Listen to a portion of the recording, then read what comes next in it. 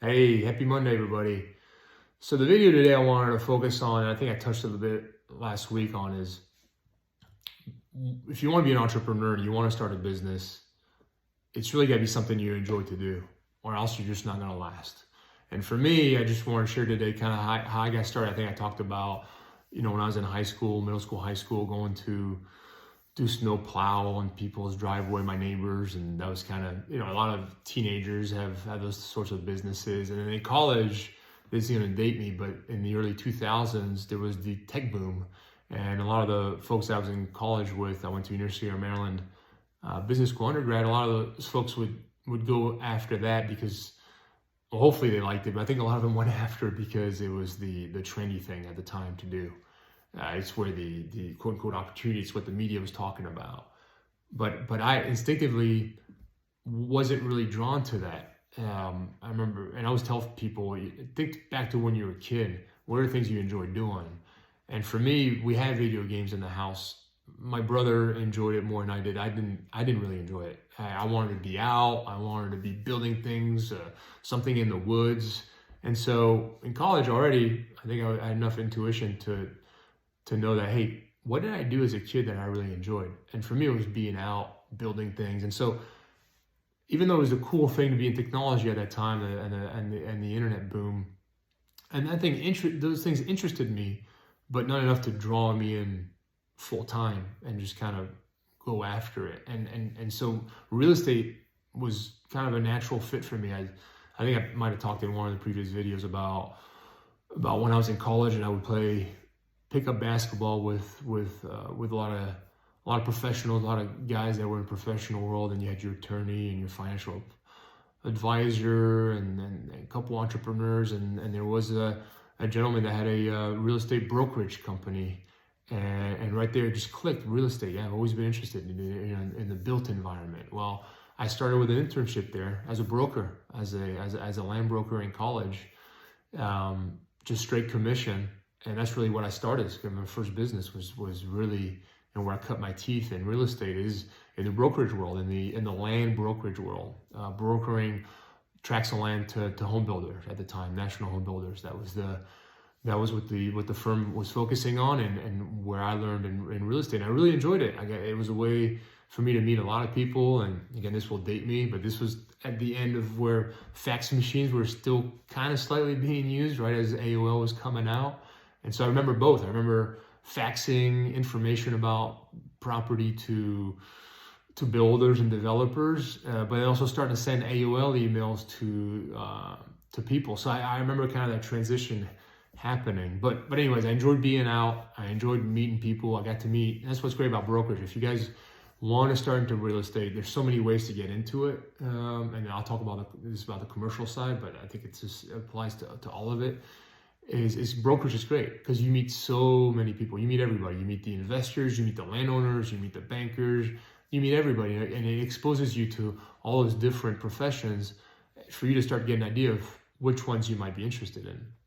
And for me, I enjoyed brokerage and did it for a few years, but the creative entrepreneur in me who wanted to build something, really what I didn't enjoy about brokerage is once I brought the parties together, that deal would kind of get built. I wasn't, kind of involved obviously in the building aspect of it. And real quickly started to ask myself, well, how do I get on that side? How do I get on the building side? And so while I was out of college for a couple of years being a broker, I started to look at being a land developer. How do I buy the land? How do I put together investors? You're wealthy folks that I'm meeting from brokerage. How do I put a few of those together to go out and buy or option a parcel of land and do the entitlements and sell it to a builder?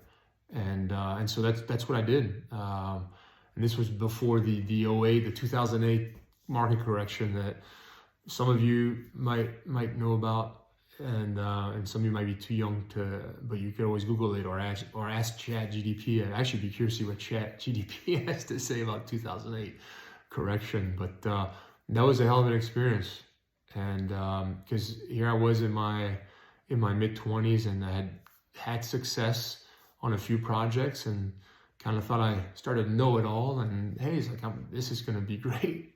And 2008 happened, and it kind of forced me to have to rethink everything, and I had to undo a lot of things. I had a lot of projects in our pipeline to develop that 2008 unfortunately took away. And so I tell people that I spent 2 years not getting paid anything to undo what took me, four at the time 4 or 5 years to put together.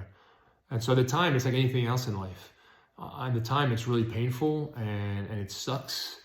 But I'm sure you've heard this before. Looking back, it was a pivotal event in my life to get to the next stage. And I don't want to say it was a blessing in disguise. It was a lot more painful than that, but in a way it was, because I was getting tired of doing the subdivisions and wanted to build something. Really wanted to build physical buildings. And during that time, during the recession, having come through the business through brokerage, I took the time to go and get my master's in real estate development, which was great because it gave me the financial foundation to understand how deals get put together. Because as much as I love to create and as much as I love real estate, it comes down to the capital stack, to how you finance the deals. And by the way, if you have questions on any of the stuff, leave it in the comment. Subscribe, like, you guys know what to do. But comment below, and there's so many rabbit holes here to go, and I'm gonna do as many videos as I can to share. But there's so much stuff that I think would really help us when you guys ask a direct question, and I can dig in. But through going through the master's program, gave me a financial foundation, and also gave me the time to think about what I wanted to do next. And I remember a course, it was actually an elective, a summer elective that I took on real estate sustainability, sustainable construction.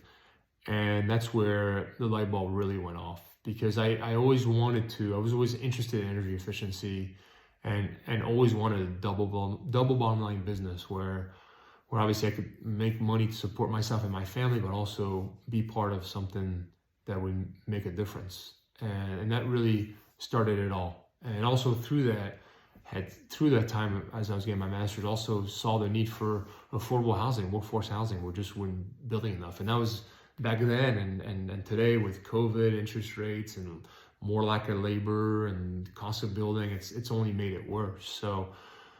So there, because of what happened in 2008, and had me and forced me to rethink. And that's what happens as an entrepreneur. That's what you call the word pivot. Things happen that makes you change into a different direction, and it's painful at that time, and you're hating it, like, oh my God, what's happening? The world's falling apart, the business is done. Well, no, it's just an event that's happening that gives you the opportunity to pivot and take the business to a different direction, which is what I did. And took advantage of that time. And that's when I start to really form my unit and thinking about, okay, I'm really passionate about sustainability, and I'm passionate about the built environment, and start to figure out how to combine those two together. And quickly got to the conclusion of looking at offsite construction, modular, volumetric modular, building buildings in a factory, just like we build cars, like we build our phones, our appliances, in a repeatable, predictable, energy efficient way how to build.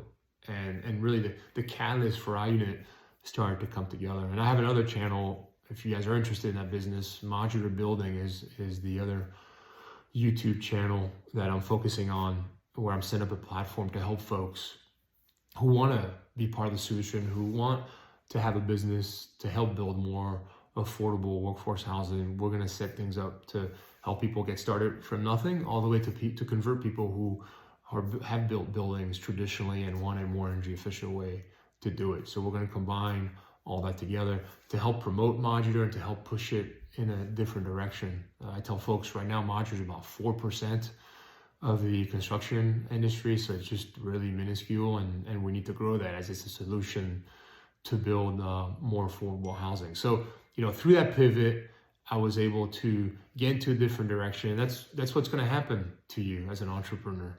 The idea that you start with today, a strong likelihood that it's not going to be exactly what it is today. It's going to be tweaked, and you have to be open to that. You don't be too stuck in with your idea. Stay flexible. But again, if it's, as I said earlier, and I'll just keep saying on these videos, if it's something you're interested in, then that will happen naturally and you'll stay with it. And if you don't like it, then all that's not going to happen and you're going to quit because it's hard. And most sane people would quit. And so that's the biggest point I can really make is make sure it's an industry, it's something that you enjoy. And again, in every business, there's an opportunity. Everything is always getting disrupted every day, and there's always a new progression of that industry. So as long as you're in the right industry that you enjoy, I almost guarantee you'll find a business in that environment. So please comment, like, share. You guys know what to do, all the above, and I look forward to continuing conversation with you guys. Have a good day.